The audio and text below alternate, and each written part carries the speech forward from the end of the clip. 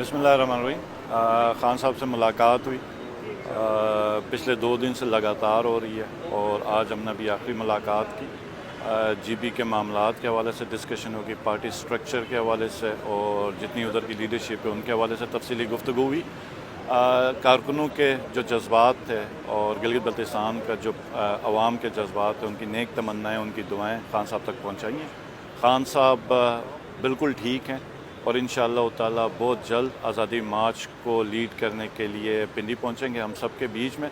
और हम सब भी उसी दिन एक बहुत बड़े काफ़िले के साथ, तारीख़ी काफ़िले के साथ खान साहब के साथ शामिल होंगे, इस उम्मीद से कि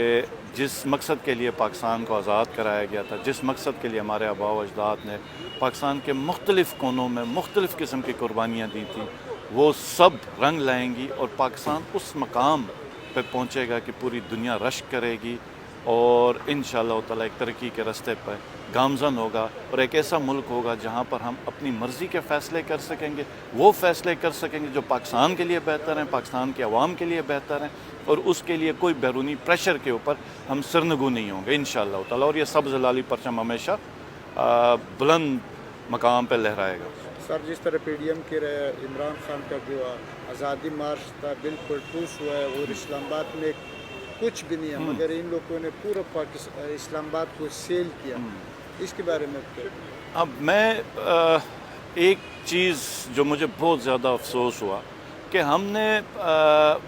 PTI के टाइम पे ही हमने JUI की लॉन्ग मार्चेस देखी,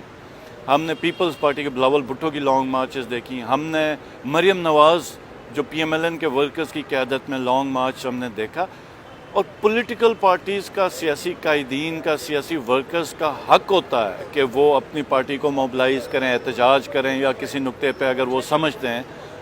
उन्होंने लोगों के साथ जाके इंटरेक्ट करना है, तो उनके ऊपर कभी कोई लाठी चार्ज नहीं हुआ, उनके किसी गाड़ी के शीशे नहीं टूटे गए, उनके ऊपर कोई शेलिंग नहीं हुई।